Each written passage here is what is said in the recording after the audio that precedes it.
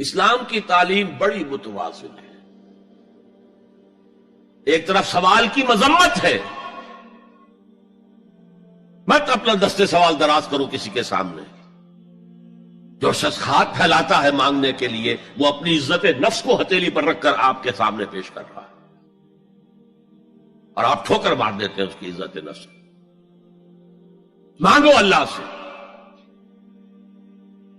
اللہ کسی کے دل میں ڈالے تمہاری ضرورت پوری کر سکتا ہے، بغیر اس کے کہ تم کسی کے سامنے دستے سوال دراز کرو. تو سخت مذمت ہے. اور خاص طور پر بیگری جو ایک انسٹیٹیوشن بن گیا ہے، ایک پیشہ بن گیا ہے، وہ تو اسلام کی تعلیمات کے منافی ہے. اور جس طرح کی ہم خیرات بانٹتے ہیں، 5 روپے کا نوٹ دے رہے ہیں مانگنے والوں کو مسجدوں کے باہر، سمجھ رہے ہم نے حاتم طائی کی خبر کو لات مار دی، حالانکہ حقیقت میں آپ انسٹیٹیوشن آف بیگری کو سپورٹ کر رہے ہیں. کسی ایک کو لے لو، آؤ چلو مجھے اپنا گھر دکھاؤ، مجھے بتاؤ تم واقعی اس قابل ہو یا نہیں ہو، اور پھر اس کی مدد کریں، لمسم کریں. پھر وہ 5 روپے نہیں ایسی دیں کہ وہ کچھ اپنے پاؤں پر کھڑا ہو سکے. میں نے 1 روپیہ نہیں کہا کہ 1 روپیہ تو اب کوئی شے نہیں رہی، لیکن یہ کہ 5 روپے کا نوٹ بھی آپ نے تقسیم کرنے شروع کر دیے، یہ کیا ہے؟ وَالسَّائِلِينَ وَفِي الرِّقَابِ. لیکن دوسری طرف سائل کو جھڑکنا نہیں ہے. اما السائل فلا تنہر، جھڑکو نہیں. اچھا بھائی نہیں، معاف کرو، میرے پاس اس وقت آپ کی مدد کے لیے کچھ نہیں ہے، میں کچھ نہیں کر سکتا. تو ان دونوں کے درمیان اصل میں معاملہ ہونا چاہیے. بلکہ یہاں تک بھی فرمایا سائل کو ضرور دو، چاہے وہ گھوڑے پر سوار ہو کر تمہارے دروازے پہ آیا. کیا پتا اس کی واقعی الجھن کیا ہے. تو سوال کی مذمت اور سائل کو جھڑکنے کی ممانعت. حتی الامکان خالی ہاتھ نہ لوٹاؤ. اس نے اپنی عزت نفس اپنی ہتھیلی پر رکھ کر تمہاری سامنے پیش کر دیا، اسے ٹھوکر نہ مارو. لیکن جیسا کہ میں نے عرض کیا، یہ انسٹیٹیوشن آف بیگری جو ہے یہ ایک علیحدہ شے ہے، بالکل اس کا اس سے کوئی تعلق نہ سمجھیے. وفی الرقاب، رقاب جمع ہے رقبہ، گردن. فک رقبۃ او اطعام فی یوم ذی مسغبۃ یتیما ذا مقربۃ او مسکینا ذا متربہ. فک رقبۃ، کسی کی گردن چھڑا دینا. اس وقت سب سے بڑی ایپلیکیشن اس کی تھی غلاموں کو، کنیزوں کو اپنے پیسے سے خرید کر آزاد کر دینا. بہت بڑی نیکی، بہت بڑی نیکی. اور حضرت ابو بکر رضی اللہ تعالیٰ عنہ کے دفتر فضائل میں سب سے اونچا کام یہ ہے کہ جن غلاموں کو اور جن کنیزوں کو ستایا جا رہا تھا، دیئر اونرز، دیئر ماسٹرز، ان کے آقا کو حق حاصل تھا، جو چاہے کریں ان کے ساتھ، قتل کرنے کوئی پوچھنے والا نہیں ہے. میں پہلے بھی عرض کر چکا ہوں، میری ملکیت ہے، جیسے میری بکری میری ملکیت ہے، میں نے اس کو ذبح کیا، گوشت کھا لیا، تم کون ہوتے ہو پوچھنے والے؟ میرا غلام تھا، میں نے قتل کر دیا، تم کون ہو پوچھنے والے؟ ان کو حضرت ابو بکر نے خرید کر آزاد کیا اور منہ مانگے دام دیے. حضرت بلال کے لیے امیہ ابن خلف نے اتنی بڑی رقم مانگی، حضرت ابو بکر کا ٹھیک ہے لو. باپ نے کہا بھی ابو قحافہ نے، ابو بکر کو کوئی غلام خریدنا ہی تھا تو کوئی طاقتور آدمی جو کام آ سکے کہیں، اس کو خریدنا چاہیے. انہیں کیا پتا ابو بکر کس لیے خرید رہا اور کس کے لیے خرید رہا. آج کے دور میں اس کی اپلیکیشن ہوگی. کوئی شخص جو ہے اگر قرض میں اس طرح جکڑا جائے کہ لاکھ ہاتھ پاؤں مارے نکل نہیں سکتا، اس کو کوئی لمپ سم مدد دے کر اس قابل کیا جائے کہ وہ پھر اپنے پاؤں پر کھڑا ہو جائے. یہ نہیں کہ اسے آپ ہر مہینے کچھ رقم دیتے رہے مینٹیننس کے لیے، نہیں، اس سے تو وہ اسی پوزیشن میں رہے گا.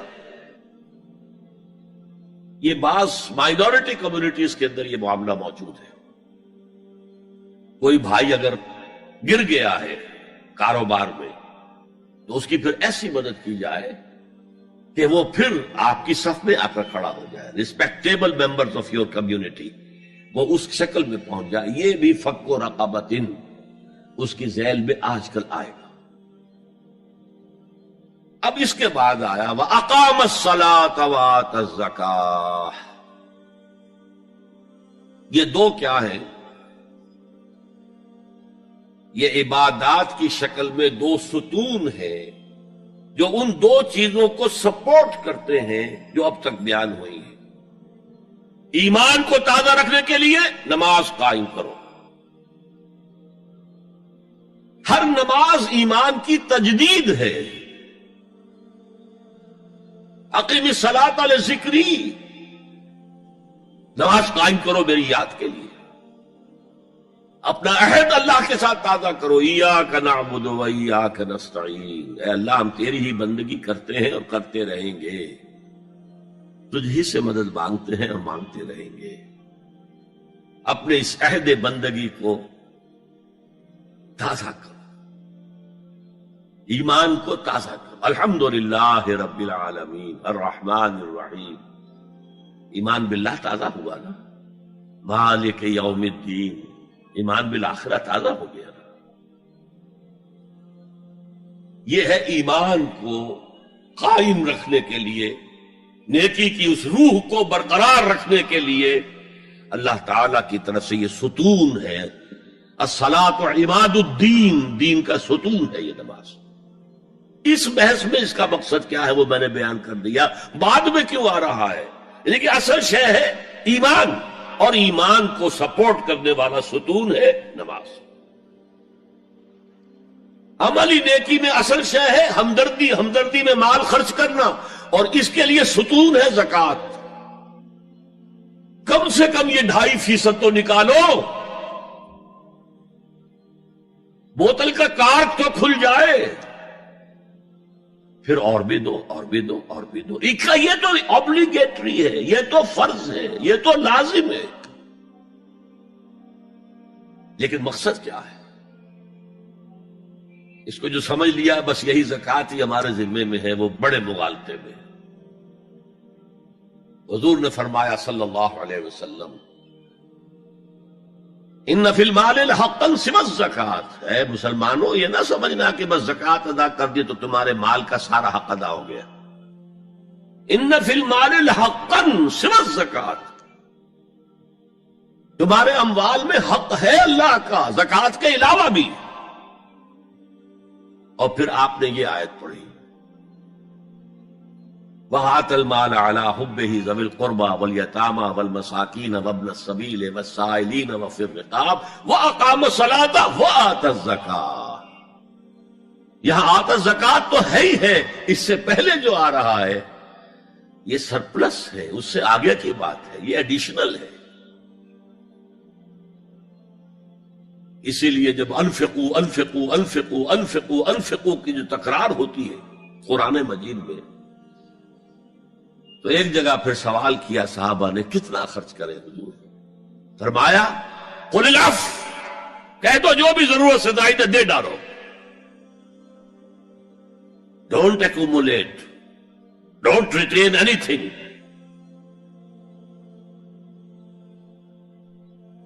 ایک بات آپ سے کہوں، آپ کچھ چونک جائیں گے. حضور نے کبھی زکوٰۃ دی؟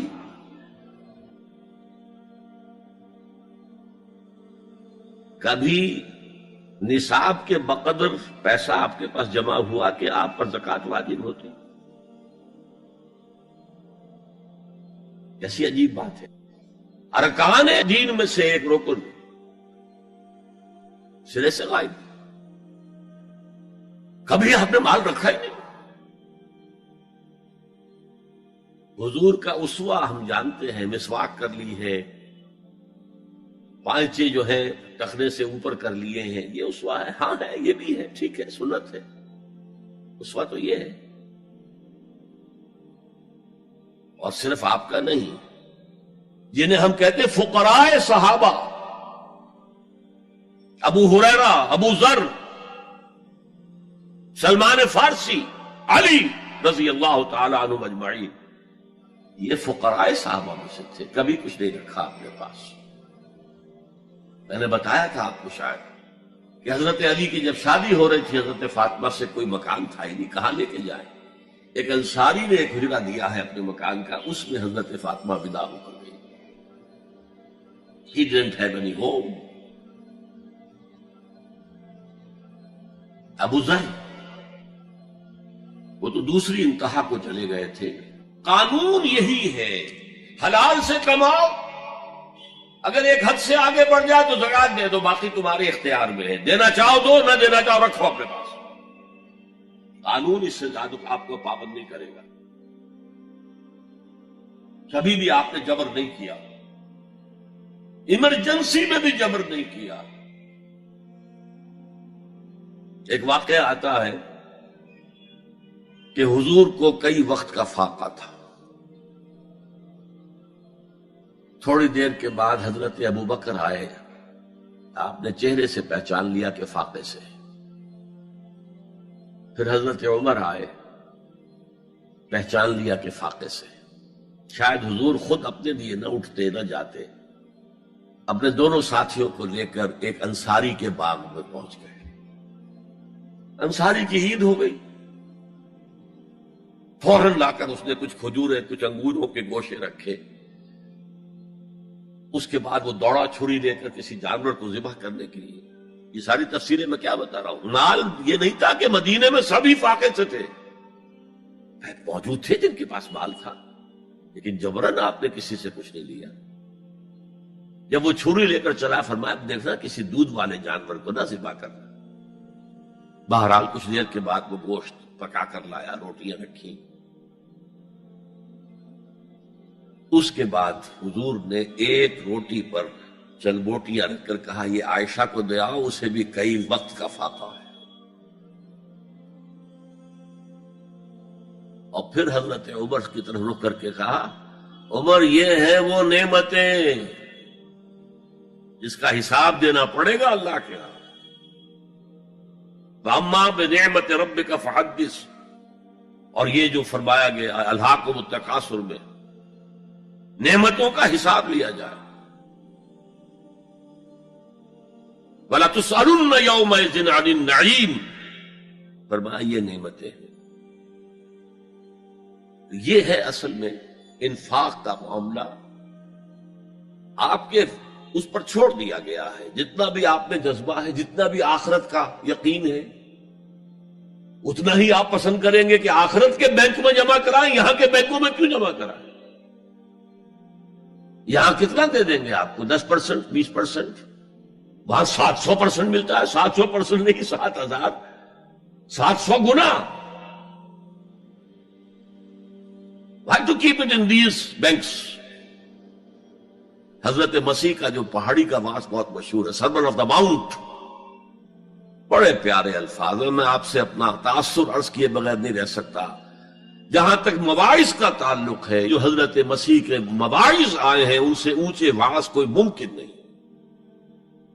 اسی میں یہ جملہ بھی ہے، دیکھو اپنا مال زمین پر جمع نہ کرو، جہاں چوری بھی ہوتی ہے ڈاکہ بھی پڑتا ہے، کیڑا بھی خراب کرتا ہے.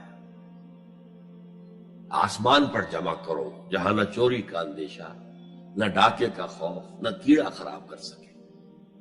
اس لیے کہ میں تم سے سچ کہتا ہوں کہ جہاں تمہارا مال ہوگا وہیں تمہارا دل ہوگا. مال یہاں ہوگا تو دل اٹکا ہوا ہوگا، اور فرشتے اس طرح گھسیٹ کر کھینچیں گے آپ کی جان کو جیسے کہ سیخ پر سے کباب کھینچا جاتا ہے. اور اگر دل وہاں لگا ہوا ہے جس کے لاکھوں کروڑوں ڈالر سوئس بینکس میں جمع ہیں، اسے کہا جائے نکل جاؤ پاکستان سے، اسے کوئی تکلیف ہوگی؟ نکل جاؤ فلاں ملک سے، ملک بدل کرتے تو کیا تکلیف؟ میرے بینک کے اندر پیسے ہیں. البتہ جس کا باہر کچھ نہ ہو اسے اگر یہ دی جائے سزا تو اس کی تو جان پر بن جائے گی. میرا دل برماہی نہیں آیا،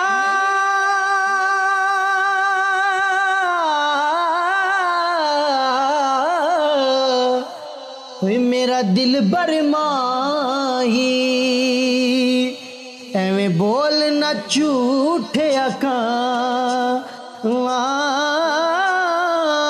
تو جھوٹا